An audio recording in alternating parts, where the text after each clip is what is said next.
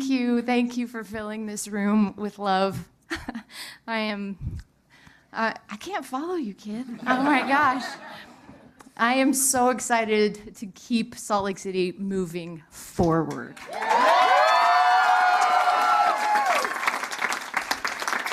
I hear you. I'm grateful that you're excited too. The returns right now are looking very strong, and we're feeling very good. And as my opponent has just said to the media, it might take a miracle to overcome the numbers that we're seeing right now.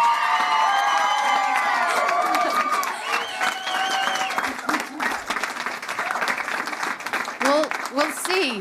We'll see if that miracle comes to fruition. I'm not sure. Even though it was my name on the ballot, it was the hard work of a whole lot of people that made this possible. Salt Lake City is so lucky to have a truly incredible team of nearly 4,000 public servants. Some of them are on the stage right now. And they are what made this possible. I'm so grateful for their work each and every day.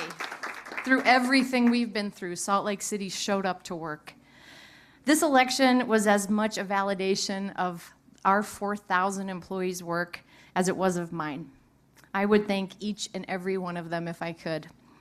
But I want to quickly say thanks to some of my team in my office: Rachel, Lindsay, Megan, Andrew Wittenberg, Tina, Weston, Damian, Jordan, Jennifer, Ashley, and Andrew Johnston, just to name a few. Thank you.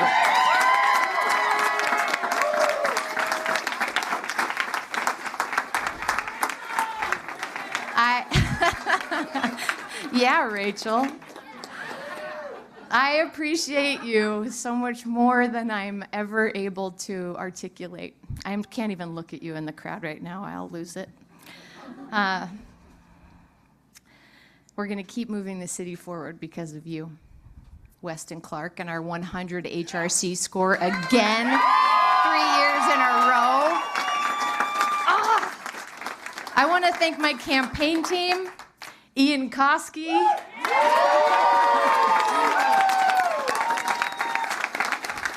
the man behind the balloons over there, Joshua, Kalani, Becca, James, MJ, Blair, Alexa, John, and our awesome team of campaigners. Thank you so much for the long hours and all the energy that you put into this. You've sacrificed to make us successful. I'll never forget it. I'm grateful to our volunteers, hundreds of volunteers who knocked doors and made phone calls, and I'm so grateful to the hundreds of Salt Lakers who contributed their hard-earned money to move this campaign forward and to ensure that our city keeps moving forward. I'm grateful to the labor unions who have stood with me again and again, the hard-working union women and men of Salt Lake City who knock doors, they walk with me.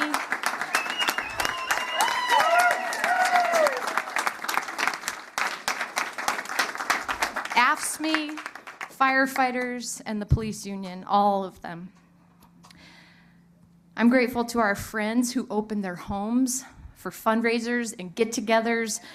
I'm grateful to the countless individuals who stepped in quiet ways over and over again to make a big impact, some of them being James, Chris, Troy, Chris, Nadia, Spencer, Bob, Kathleen, Remley, Carlton, Esther, Maloney, Abdul, Rick and Janice, and so many others. Thank you.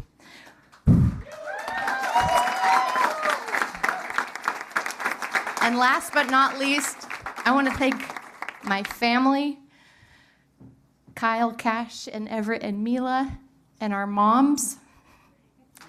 I know that this job that I do and the campaign's asked a lot of each of you, of our family, and I want you to know how grateful I am for each of you, and I love you.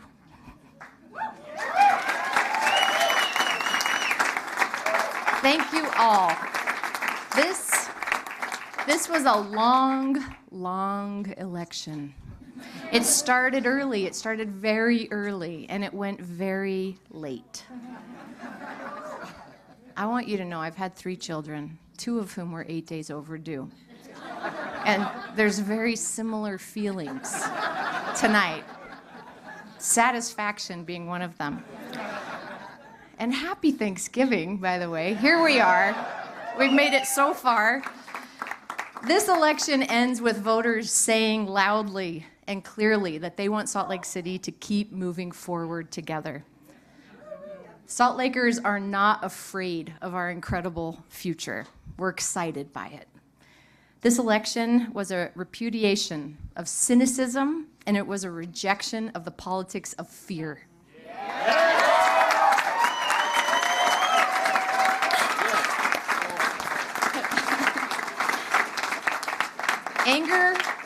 Anger might be satisfying sometimes, but as I have always said, it is not a strategy for getting results. Salt Lake City is a blue island in a red sea, but it doesn't mean that we have to be alone all the time. It is devastating to our potential when we believe that disagreeing with our neighbors means we can't work together. This election is proof that voters want a city government that allies with its partners instead of fighting with them. A city government that prioritizes results over politics and that trades ideas instead of insults.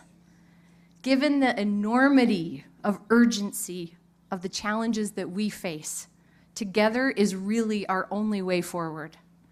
Together is how we worked through earthquakes and a windstorm. It's how we held back the floodwaters at Wasatch Hollow. Yeah.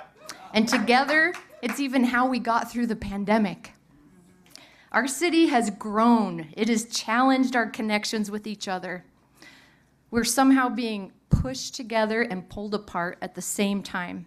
And you need only to look at my online mentions to know that social media is making things harder. Our connection as a community is worth fighting for. We might chuckle when we say Small Lake City, but it's also a term of endearment for us. We are a community. We're neighbors. And the smallness is not in our size anymore.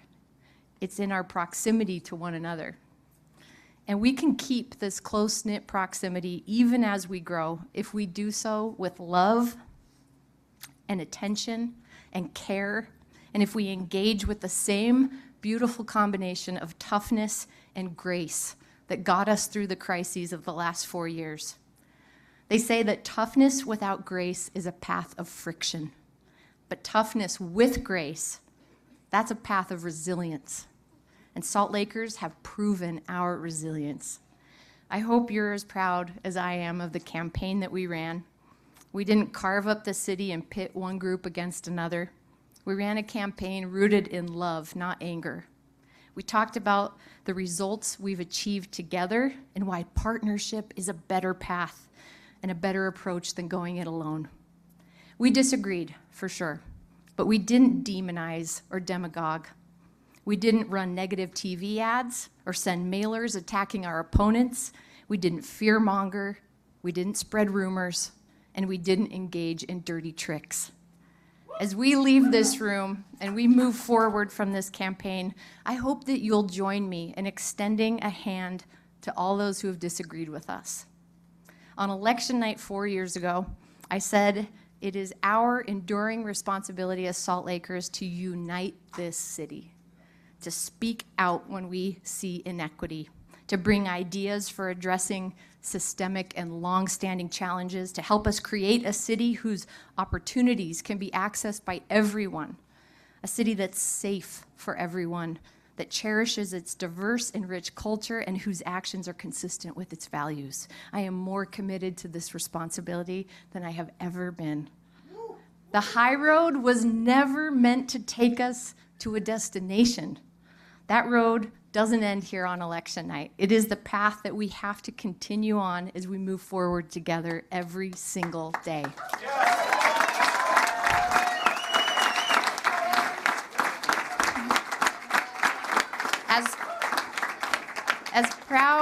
As proud as we might be of the results we've earned and the progress we've made over the last 4 years, this election has also shown that there are things that we can and we must do better.